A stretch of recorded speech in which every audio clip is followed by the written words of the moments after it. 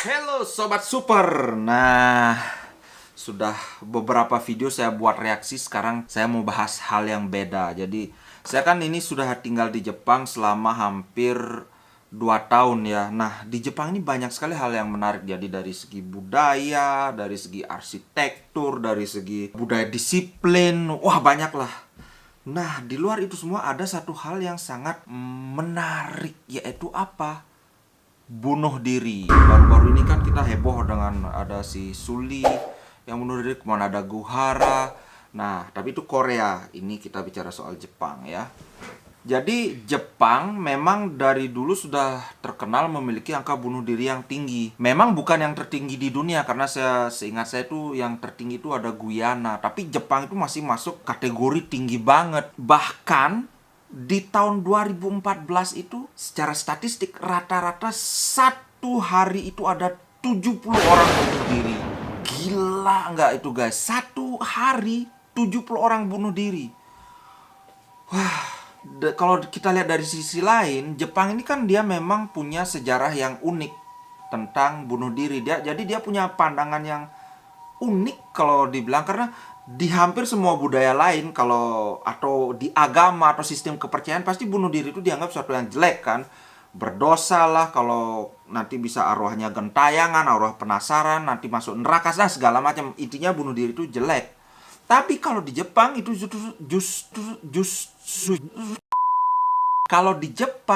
justru sebaliknya. Bunuh diri itu adalah dipandang sebagai satu cara untuk menjaga kehormatan. Jadi kalau kalian misalnya baca-baca manga atau kisah-kisah samurai-samurai di Jepang itu kan bunuh diri, atau kalau dulu namanya seppuku, atau mungkin harakiri ya. Kalau harakiri pasti semua pada tahu. Jadi itu perutnya ditusuk kemudian dipotong. Itu adalah suatu cara untuk menjaga kehormatan. Jadi anggaplah seorang samurai melakukan kesalahan. Harusnya dia dieksekusi, tapi dia dikasih kesempatan untuk bunuh diri. Jika dia dikasih kesempatan untuk bunuh diri, itu bahkan ada upacara segala macam. Itu kalau dia dikasih kesempatan bunuh diri dengan cara seppuku itu berarti dia masih diberi kesempatan untuk menjaga kehormatannya. Nah, itu soal budaya kan. Kembali ke soal bunuh diri ini, rupanya Jepang tidak puas hanya dengan memiliki angka bunuh diri yang tinggi, tapi mereka juga punya suatu kawasan yang merupakan destinasi bunuh diri. Wait, what? Gila nggak itu? Kalau Indonesia di Bali itu kan destinasi pariwisata, ini destinasi bunuh diri. Jadi nama tempatnya itu Hutan Aokigahara. Nah, letaknya itu di kaki Gunung Fuji di sebelah barat laut. Kalau kita bertanya gimana sih awalnya kok bisa hutan ini jadi kawasan bunuh diri? Nah, ini berawal dari tradisi yang namanya ubasute. Ubasute kalau diterjemahkan secara harfiah itu artinya meninggalkan si wanita tua. Jadi gini ceritanya. Nah, saya kan tinggal di Jepang. Jadi saya merasakan betul. Di sini kan ada 4 musim, ada musim semi, musim panas, kemudian musim gugur, kemudian musim dingin. Musim dingin itu benar-benar parah. Dan ini kayak seperti saya dulu tempo hari bikin video pakai jaket karena nggak tahan. Saya mau berhemat listrik kan. Sekarang sudah nggak tahan, saya hidupin aja AC-nya. Nah, jadi itu dingin banget. Nah, bayangkan di zaman dulu belum ada AC, belum ada teknologi kayak tembok, penghangat segala macam itu. Bagaimana orang zaman dulu itu survive gitu loh. Nah, ketika di musim dingin itu kan segalanya jadi susah. Makanan susah, pohon-pohon pada mati, sayur mati, kemudian binatang-binatang pada pergi entah kemana. Ada yang hibernasi, ada yang sembunyi, ada yang mati juga binatangnya karena nggak dapat makanan kan. Dalam keadaan seperti itu kan semacam paceklik, keadaan susah.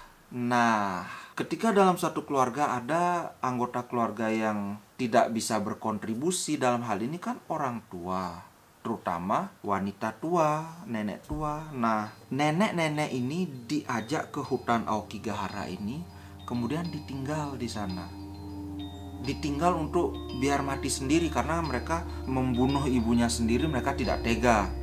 Ya udah dibawa aja ke hutan itu, kemudian ditinggal di sana. Nah, kemudian dari sanalah tradisi ini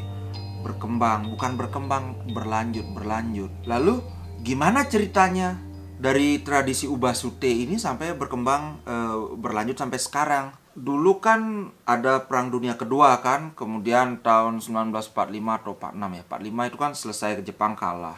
Nah, kemudian mereka mulai menata ekonominya, sempat membaik, tapi pada mulai tahun 1950 Jepang menghadapi krisis, mirip-mirip krisis kita tahun 98 dulu. Nah, krisis, banyak bisnis yang bangkrut. Nah, pebisnis Jepang yang bangkrut inilah mereka banyak yang datang ke hutan Aokigahara ini untuk bunuh diri karena mereka terlilit hutang, kemudian tidak bisa menghidupi keluarga, mereka malu segala macam kan. Akhirnya mereka datang ke sini dan tercatat itu paling sedikit ada 500 orang yang masuk kemudian tidak keluar lagi gitu. Berarti kan bisa mereka menyimpulkan bahwa ya udah, orang-orang ini sudah mati di dalam hutan ini gitu loh. Angka bunuh diri di hutan Aokigahara ini selalu meningkat. Jadi Jepang mulai mendata dari mulanya 59 kasus di tahun 2000 dan 2001, kemudian meningkat menjadi 78 di tahun 2002, lalu melonjak menjadi 105 kasus bunuh diri di tahun 2003. Karena angka yang melonjak terlalu tajam, bayangkan dari 78 jadi 105, akhirnya mulai tahun 2013 pemerintah Jepang tidak merilis lagi angka bunuh diri yang terjadi di hutan Aokigahara. Jadi ya sudah dibiarkan saja, tidak. Mereka punya datanya tapi tidak dirilis ke publik. Hutan Aokigahara ini sendiri sangat serem gitu loh. Auranya itu benar-benar mistis. Saya pingin kesana tapi lihat video-videonya, aduh ngeri. Jadi Aokigahara ini juga dikenal dengan sebutan Sea of Trees. Jadi lautan pohon, karena hutannya itu benar-benar lebat. Kemudian suasananya itu sunyi, hampir tidak ada binatang di dalam hutan ini. Dan kemudian karena hutan ini lebat banget kan, angin itu tidak bisa masuk. Jadi benar-benar hening gitu. Kalau kalian pernah ke Bali saat nyepi, itu seperti itulah, nggak ada suara, benar-benar tidak ada suara. Paling sesekali aja ada, tapi itu benar-benar sunyi. Kesan mistisnya itu benar-benar, aduh, saya ngomong aja sampai merinding. Kemudian masyarakat setempat percaya bahwa di hutan ini banyak terdapat arwah gentayangan.